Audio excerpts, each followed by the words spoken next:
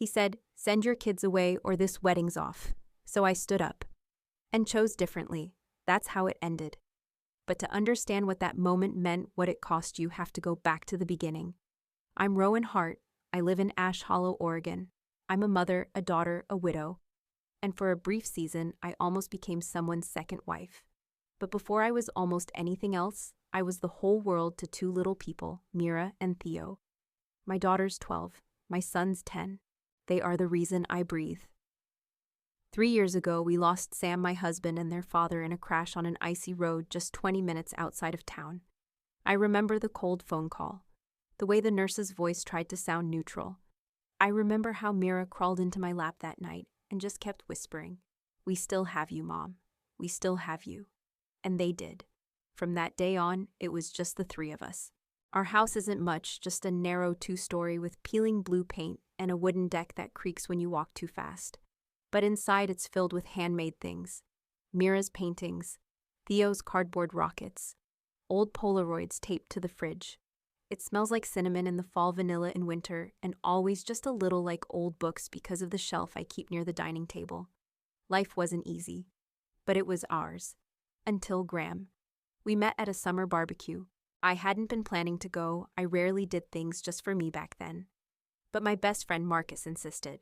Said I needed to see people who weren't under 4 feet tall. That's what he called my kids.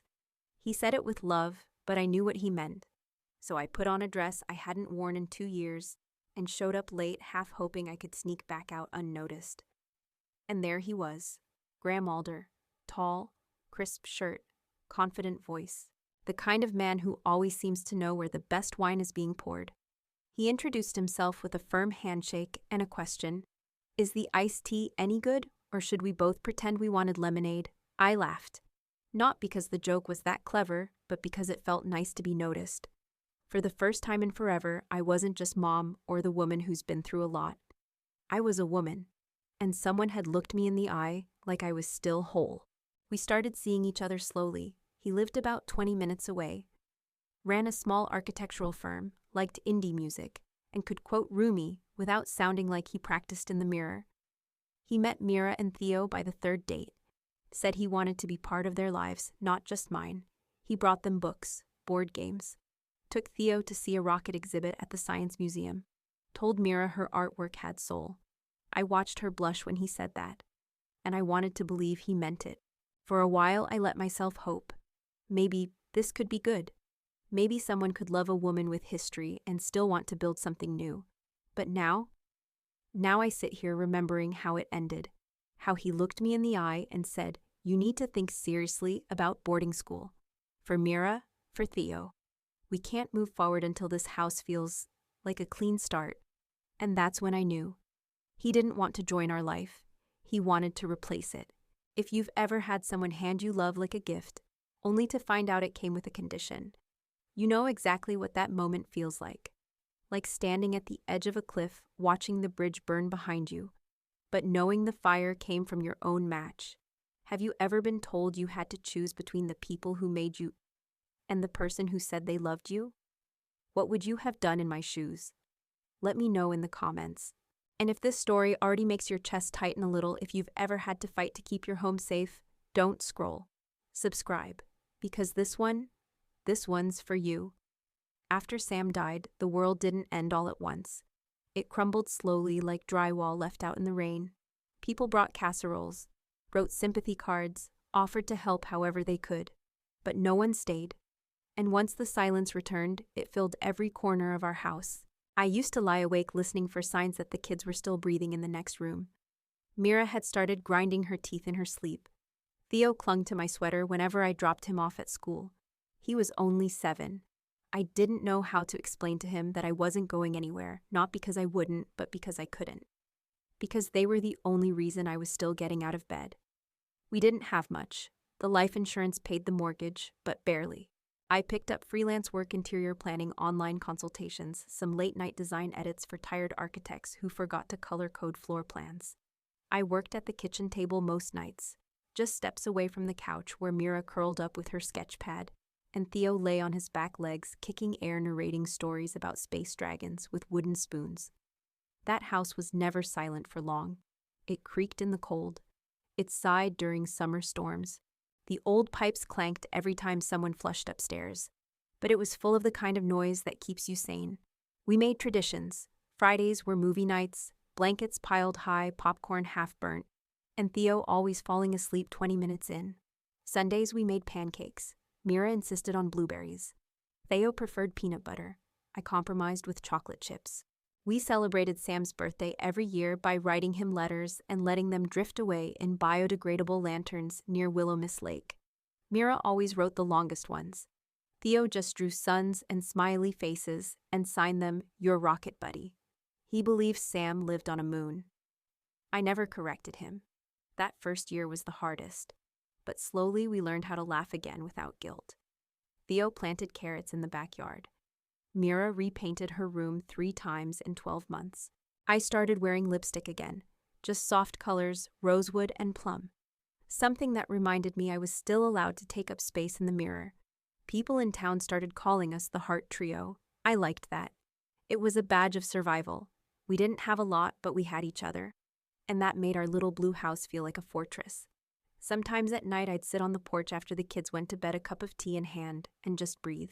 I'd watch the fog roll down from the pines, feel the rough wood under my legs, and listen to the wind rattle the wind chimes. Sam hung up the year we moved in. They never stopped ringing. And in those moments, I thought maybe this is enough. Maybe we're going to be okay. I didn't need someone to fix me. I wasn't waiting to be saved. But part of me quietly wondered what it would feel like to not carry it all alone anymore. So when Graham showed up with kind eyes, gentle hands, and an easy way with my children, I let myself hope. Not because I needed a man to complete our story, but because just once I wanted to write a chapter that didn't begin with loss. I let him in slowly. I watched how he behaved around Theo when he threw a tantrum.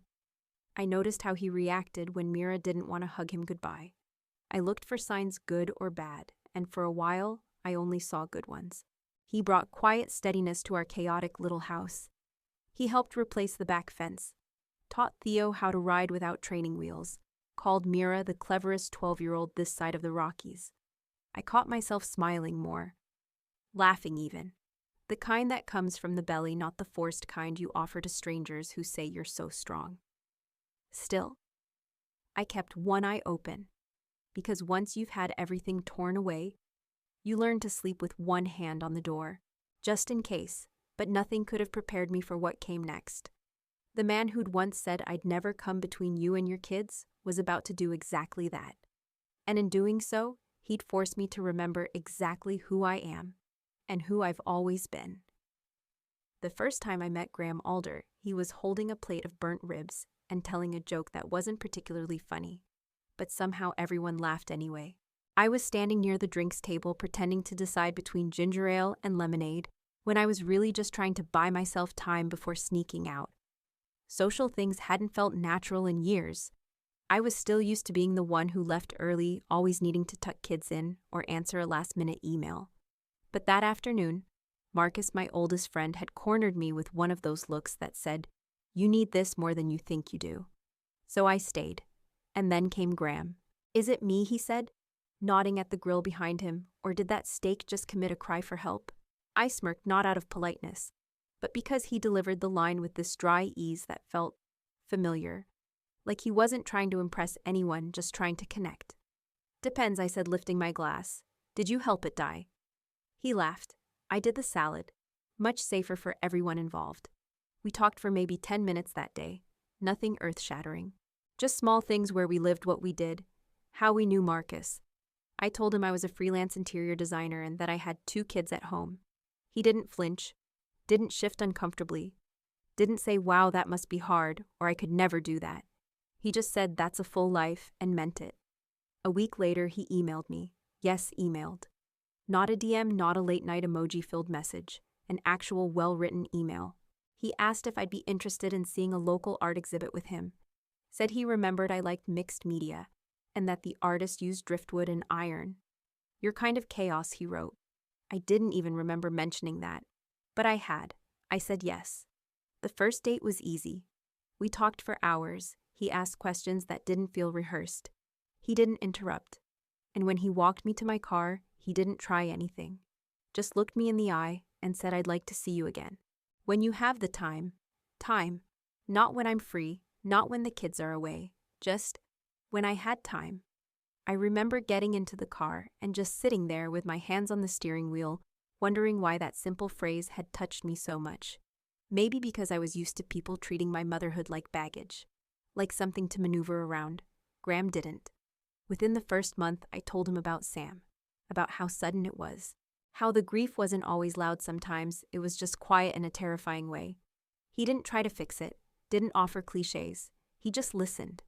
And when I introduced him to the kids, he brought them books. Not toys, not noisy distractions books. One for Mira about a girl who drew cities in her dreams. One for Theo about a hedgehog who built a rocket out of teacups. He didn't force affection, didn't rush them. He sat on the floor, asked questions, laughed at Theo's absurd stories, and praised Mira's sketch of a fox so sincerely that I saw her cheeks flush pink. She hadn't smiled at a stranger like that in over a year. He started joining us for Sunday pancakes. At first, just as a guest, then slowly, as someone who brought blueberries before we even asked. He helped Theo with his science projects, let Mira ramble about brushstroke textures, without ever pretending to understand, and that somehow made it better. For the first time in years, someone was helping carry the weight. He didn't try to change our rhythms. He moved inside them, fit into the spaces without pushing things aside. One afternoon, I caught him folding laundry in the living room while Mira read aloud from one of her books, and Theo tried to balance a spoon on his nose. Graham just looked up at me and said, "You've built something really good here." And I believed he saw it, really saw it.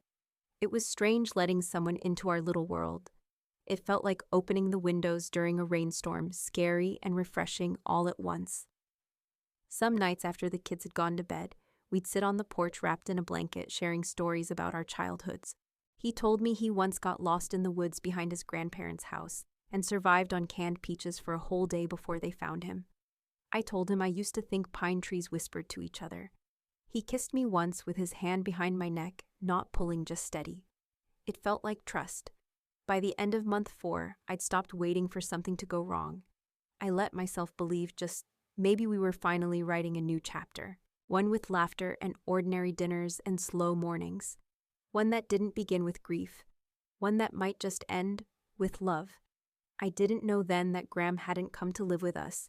He'd come to reshape us, but that truth was still waiting in the quiet. It started with a rug. One afternoon, Graham showed up holding a rolled-up Persian-style area rug slung over his shoulder and said I thought this might give the living room a bit of warmth. I looked down at our current rug, frayed at the corners, covered in tiny threads of yarn from Mira's projects, and a faint chocolate milk stain that Theo insisted looked like a T-Rex. It wasn't beautiful, but it was ours. Still, I smiled. Sure, we can try it. That word try became a pattern. Over the next few weeks, little things began to shift in the house. A throw pillow with Mira's embroidery was replaced by a velvet one, Graham said brought out the color of the rug. The beanbags in the corner, the ones Theo flopped into like a puppy after school, were quietly moved into the garage. We can bring them out for movie nights, Graham offered. He wasn't demanding. He never raised his voice. But the changes came like a slow tide, subtle, steady, and always under the guise of improvement. One Saturday, I walked into the kitchen and found Graham rearranging the magnets on the fridge. He'd pulled off the kids' drawings, the crayon planets Theo made Mira's watercolor cat, and set them on the table in a neat pile. I thought we could declutter this a little, he said casually. Maybe use a bulletin board for the kids' stuff. Keep the fridge clean. I nodded, but something inside me curled up. That fridge was never meant to be clean. It was messy, loud, alive. Just like us. That night, I walked into Mira's room to say goodnight and found her sketch pad tucked under her pillow. She used to leave it open on her desk, pages scattered and half-finished. When I asked if everything was okay, she just shrugged. It's fine. Just things feel different. She didn't elaborate, and I didn't push, but I felt it too. One morning, Graham stood in the hallway holding a paint sample. What do you think about soft gray for the living room? Something neutral, clean. I like the yellow, I said. It's warm, cheerful. He hesitated. It feels a little chaotic. I almost laughed. That's sort of the point. He smiled, but it didn't reach his eyes. We can keep the yellow, of course. Just options. Options, improvements, aesthetic. I began to notice how often he used words that sounded generous, but felt like quiet erasure. It wasn't just the house. It was in the way he'd say, "Do the kids need all these shoes in the hallway?" Or maybe it's time Theo learned to clean up after himself. Or I wonder if Mira might benefit from a little more structure. At first, I chalked it up to growing pains. Blending lives is never seamless. But the pattern became impossible to ignore. It wasn't just about decorating. He was pruning the home I'd built down to something he could live in and cutting away everything that didn't fit. One night, he brought up the spare room. I was thinking he said over dinner we could turn it into a proper guest room. Something a bit more polished. You know, for friends or family if they visit. I froze. That room wasn't just a spare room. It was my office, my refuge. It was where I worked at night when the kids were asleep, where Mira painted on weekends, where Theo and I built Lego castles while listening to old jazz records. It wasn't fancy, but it was filled with us. "I don't want to change that room," I said quietly. "It's a shared space." He didn't argue, not really. Just sighed and said, "Well, we'll have to find a way to make space for everyone eventually." Space. That word again. As if we were taking up too much of it. The next day, I found the guest room catalog on the kitchen table, open to a page of sleek neutrals with sterile furniture that looked like it belonged in a showroom, not a home. That evening, Mira sat beside me as I folded laundry. She didn't say much, just leaned her head on my arm. After a moment, she whispered, "Is Graham mad at us?" I looked down. "No, honey. Why would you think that he keeps moving our stuff? And he tells Theo he's messy. And he didn't say anything about my painting last week." I swallowed the lump in my throat. "He's not mad," I lied. "He's just getting used to us. And we're getting used to him." She nodded slowly but didn't look convinced. Neither was I. Because deep down, I knew this wasn't adjustment. It was negotiation, not for space on a shelf, but for space in our lives. And quietly, without ever raising his voice. Graham was asking us to shrink. The first time Graham mentioned his sister Chloe, we were driving home from a weekend at the coast. He was quiet, staring out at the fog rising off the pines, and then he said Chloe's going through a rough time. I glanced over. "Everything okay?" He nodded slowly. "She lost her job last month. Broke up with her boyfriend. It's been a lot." I murmured something sympathetic. "Everyone's got their storms. And I know what it's like to try and keep your head above water."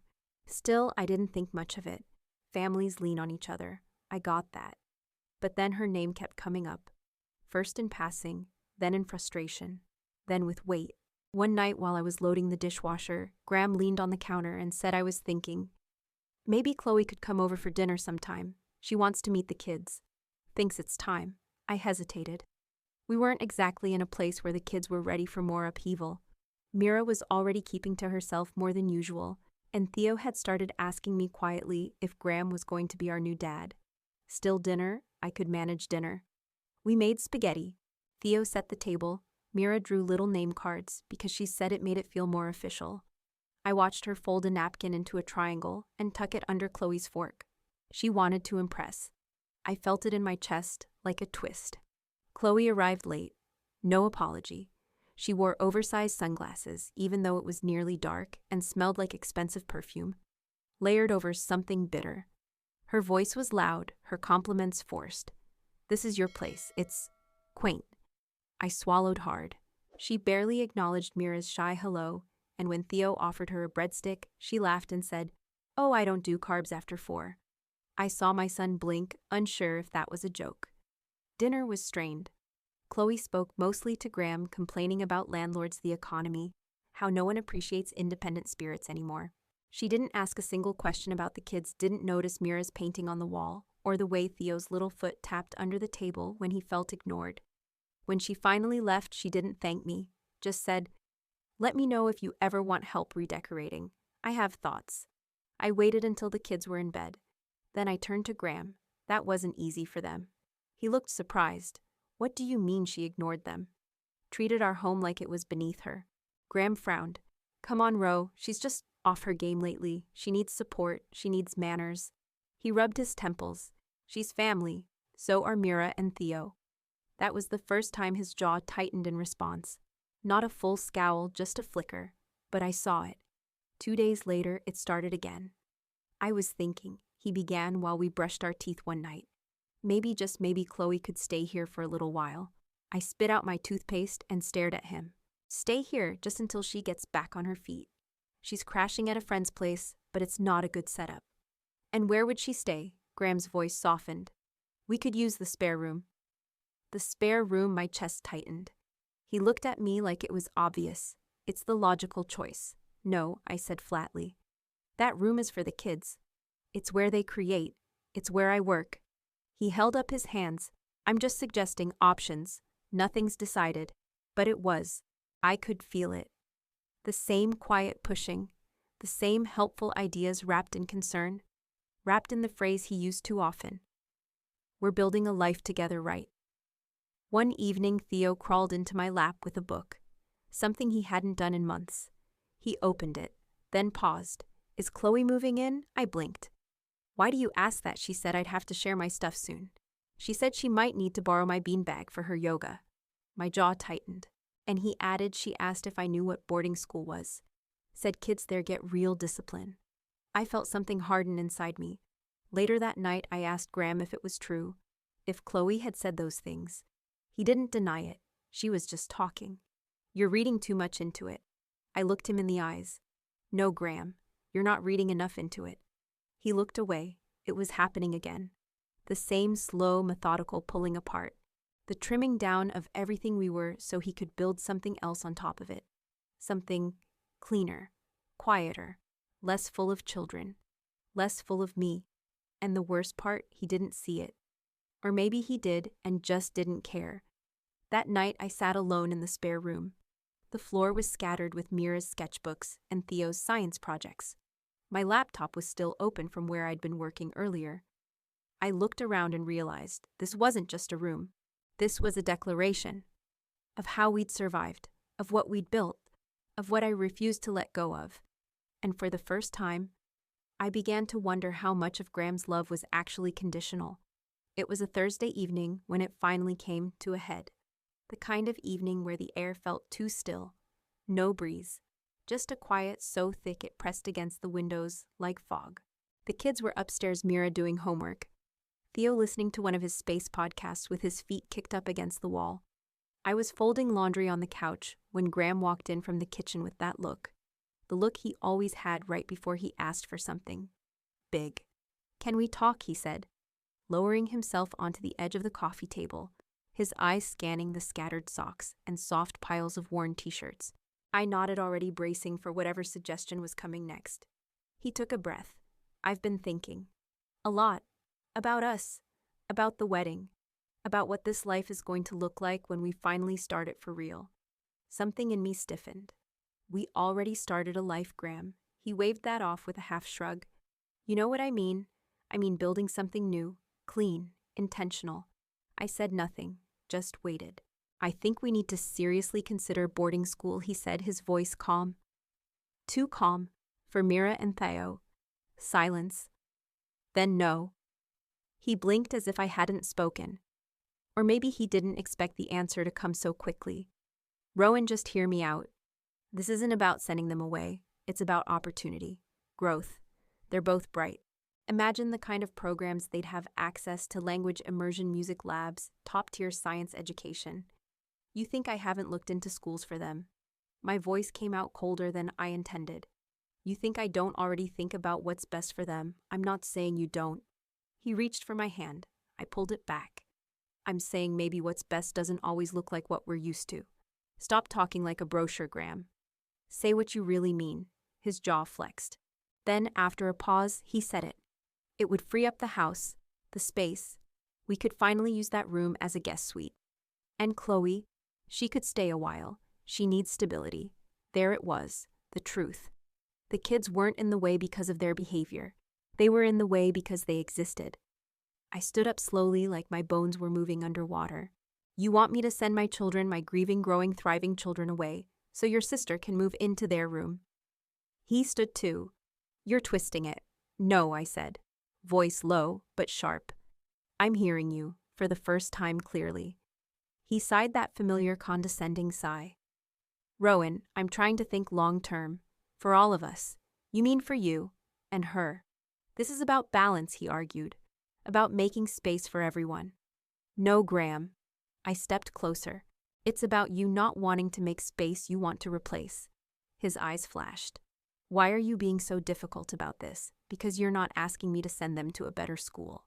You're asking me to erase them. They'd be back on holidays, he said, exasperated. We'd visit. It's not prison. No, I said again. Firmer, final. But it's exile, from their own home. He stared at me then.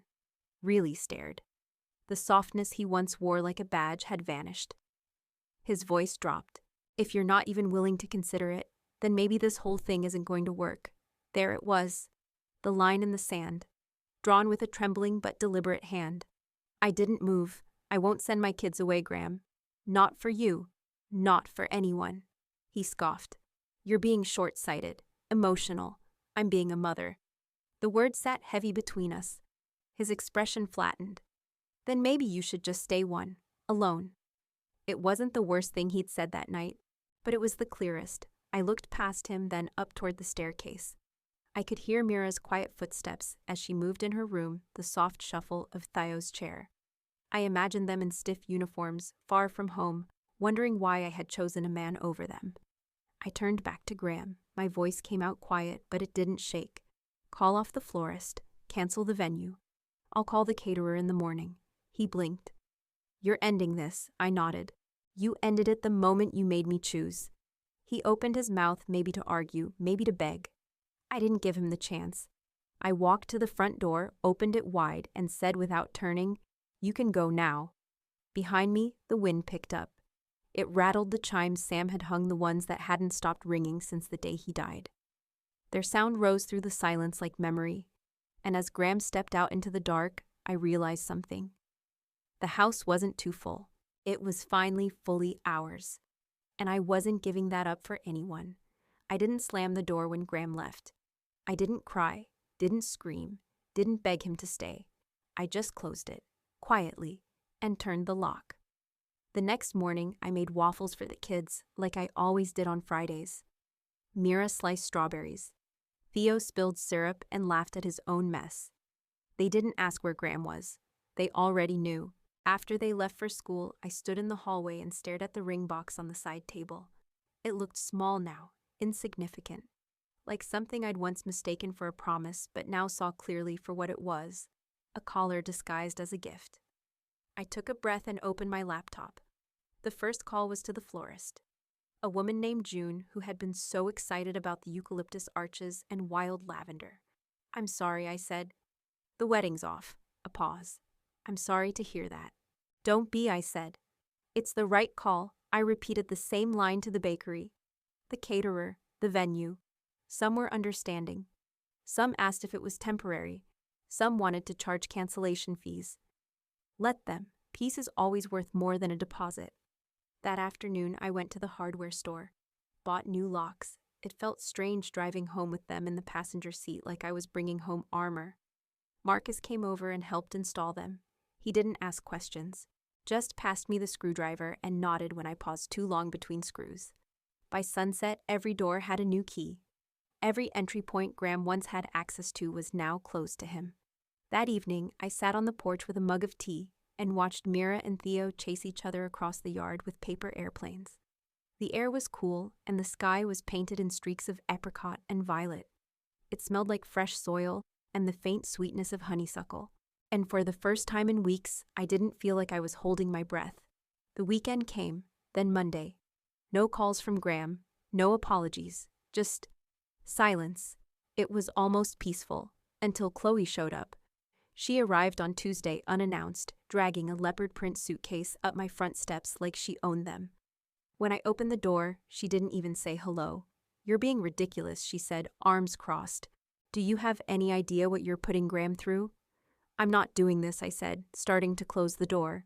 She blocked it with her foot. He loved you. He was trying to help your messy little family become something better. I smiled, slow, cold. And your idea of better was shipping off 2 kids to make room for you. That's not what this is about. No, I said. It's about boundaries. And this, I gestured to the door, is mine. I closed it fully this time, and turned the lock. The days that followed were quiet again, but not empty. Mira drew more. Her sketches had color again. Theo asked to rearrange his room to make more space for rocket fuel. I said yes, even though I knew it meant rearranging furniture at 9 p.m. I let them be loud, let them spill things, let them be children. I was done trying to make our life smaller, just so someone else could fit more comfortably inside it. One evening, Mira came into the kitchen while I was making dinner. She tugged at the hem of my sweater. "Mom," she said softly, "I'm glad he's gone." I looked down at her, this 12-year-old girl with too much wisdom in her eyes. Why? Because it felt like he didn't like the parts of us that were messy. And those are the best parts. I knelt down and held her face in my hands. You're exactly right. That night I wrote in my journal, something I hadn't done in months. Today we chose ourselves. We didn't compromise our joy for someone else's comfort. We kept our chaos, we kept our couch. We kept our house full of laughter and loud crayons and chipped mugs and everything that makes it home. And we didn't lose a single thing worth keeping. When I closed the journal, I realized something. That wasn't just the end of a relationship. It was the end of pretending. Pretending that love should come with sacrifice that cuts too deep. Pretending that silence means peace. Pretending that someone can love you while asking you to erase the parts of you that matter most. I didn't just cancel a wedding. I reclaimed a life. Ours. I had thought silence would be the end of it. That once the ring was returned, the locks changed, and the dress bag shoved to the back of my closet, things would settle. But silence was only the calm before the second storm. It started with a message from Graham. Short, cold, businesslike. "So I assume you're canceling everything. Good. Then we need to talk about the money. The money." I stared at the screen, wondering how fast a man could go from life partner to invoice collector. I took a breath. Replied, "You're aware I already covered the venue deposit, which was more than the florist and caterer combined." His response came within seconds. "That's not the point. You ended it. You should take responsibility." I didn't reply after that. Because what was there to say to someone who treated love like a transaction? But Graham wasn't done. A few days later, I began getting texts from friends I hadn't spoken to in months. Odd questions, hesitant phrasing. "Hey, I heard something. Weird. Just checking in. What's going on with you and Graham? He said you're not doing well. You okay? Heard there was a lot of pressure from your side. That maybe you rushed things." Apparently, Graham had started telling people I'd been emotionally unstable, controlling, that I'd used the kids as emotional leverage when I couldn't handle sharing my space, that I had made things toxic. And Chloe, never one to stay quiet, amplified it all. She told mutual acquaintances that I isolated Graham from his family, that Mira was hostile and Theo needed discipline. They called us chaotic, unmanageable, a burden. The words stung, even though I knew better, even though I knew the truth. But it hurt to realize how fast people will believe a version of the story that doesn't make them uncomfortable. One of them, Amanda, a woman I used to share book recs with, said, "I just don't understand how anyone could walk away from a man who was willing to take in your kids." I almost laughed, as if this was charity, as if my children were stray animals someone had generously tolerated. I wanted to scream, "He didn't take us in. We were never his to claim." Instead, I said nothing, because I didn't need to defend myself to people who hadn't set foot in our home, who didn't hear the silence in Mira's voice, who didn't see Theo pause every time Graham walked through a doorway. Still, it wore me down, the constant trickle of whispers, the glances, the tension in shared spaces. One afternoon, I picked the kids up from school, and Mira climbed into the car with flushed cheeks. She handed me a crumpled note. "Someone in gym said we got dumped because we're weird." I read the words again. Slow, careful. Theo looked at me from the back seat. "What does that mean?" "It means," I said, folding the note in two, "some people repeat lies they don't understand. And that has nothing to do with who we are." Mira didn't say anything, but later that night I found her taping a new drawing to the fridge. It was a picture of our living room, the one before Graham, with the beanbags, the messy bookshelf, the crooked lamp Theo accidentally knocked over with a lightsaber. At the top she'd written in bright red marker, "Our house, our rules, our chaos." I kissed her on the forehead and didn't ask any questions. A few days later, Marcus came by with groceries. He didn't say much, just hugged me a little longer than usual and said, "They'll stop talking, because they'll get bored. But you did the bravest thing a parent can do." "What's that?" I asked. He looked at Mira and Theo in the backyard building a teetering cardboard rocket. You didn't let someone else rewrite their story. I nodded. Because he was right. That was the real fallout, not the money, not the wedding, not even the rumors. It was the quiet ache of knowing how easily someone you trusted could try to erase the things that made your life messy and beautiful and real. And still, we were okay. Mira started painting again, big messy canvases with stars and swirling trees. Theo asked if we could hang his new drawing over the bed. It was a cartoon version of me holding a giant shield in one hand and a spoon in the other. You're like a superhero, he said, but with snacks. We laughed so hard we both cried. And for the first time in a long time, I wasn't afraid of the noise, of the work, of doing this alone. Because the thing about storms is, they test the foundation, and ours held. It's been 3 months. The ring is long gone. The dress boxed up and dropped off at a secondhand boutique that donates all proceeds to single-parent scholarships. The wedding that never happened. A quiet memory folded up neatly and left behind like a dream that never made it past the outline. And our house. It's loud again. Mira hums while she paints soft, strange tunes she makes up on the spot. Theo's new obsession is dinosaurs that build spaceships. Our living room floor is covered in cardboard glue sticks and exactly 23 mismatched socks. Every wall is back to being ours, the spare room still a sanctuary. Mira's latest canvas leans against the wall, an explosion of color paint still wet and wild. My desk is cluttered again, notebooks stacked high beside my laptop. Watercolors bleeding into sketches. Theo's paper models are pinned to the corkboard beside a sign he made out of construction paper. No grown-ups who hate beanbags allowed. I haven't touched the gray guest room catalog since the day I shoved it into the recycling bin. I don't even know where it ended up. Maybe someone else used it to start a fire. That seems appropriate. Chloe hasn't tried to come back. And Graham. He disappeared like he never really planned to stay in the first place. Someone said he moved back to Portland. Someone else said he's seeing someone new. I don't care. I don't hate him, but I don't miss him either. What I do think about sometimes, in the quiet moments, is how close I came to believing I had to choose between love and my children. How subtle it was. How gently it crept in. He never raised his voice, never slammed doors, never called me names, but he didn't have to. He just kept asking us to be a little smaller, a little quieter, a little easier to absorb. That's the thing no one tells you. Some of the most dangerous people are the ones who never ask you to bleed for them. They just ask you to bend, until you break. But I didn't. I stood my ground. I chose my kids. I chose me. And you know what? We're still here. Mira asked me last week, "Do you think you'll ever get married?" I thought about it for a moment, then said, "Maybe. But only if the person wants to join us. Not just me." She nodded. "That makes sense." Theo added, "And they have to pass the beanbag test." "Absolutely." We started making new traditions. Taco Tuesdays. Afternoon home concerts where Mira plays her ukulele and Theo uses Tupperware as drums. Board game nights where I always lose because I get distracted watching them laugh. There's no tension in the air, no stepping around invisible boundaries, no rearranging our joy to make room for someone else's control. The house smells like pancakes again, and paint, and cinnamon in the corners. The wind chimes still sing just outside the porch. Every now and then, I stand at the threshold of the spare room and just breathe.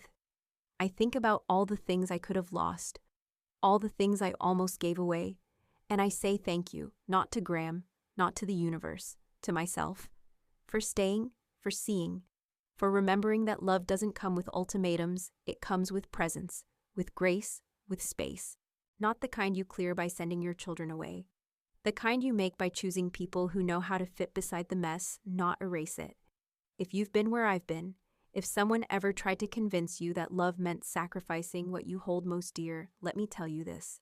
You didn't lose love by saying no. You saved it. You protected the version of yourself that didn't flinch, didn't shrink, didn't trade truth for temporary comfort. And if that makes you hard to love for some people, let it. Because the people who matter, the ones worth keeping, will never ask you to choose between being whole and being theirs. So no, I didn't lose a fiancé. I didn't lose a future. I kept my home. I kept my kids. I kept me. And in doing so, I gained everything that matters. What did you think of this story if you were Rowan? Would you have chosen differently? Have you ever had to protect your peace even when it cost you everything? Tell me where you're listening from in the comments. And if you believe Rowan did the right thing, comment Doc her team home.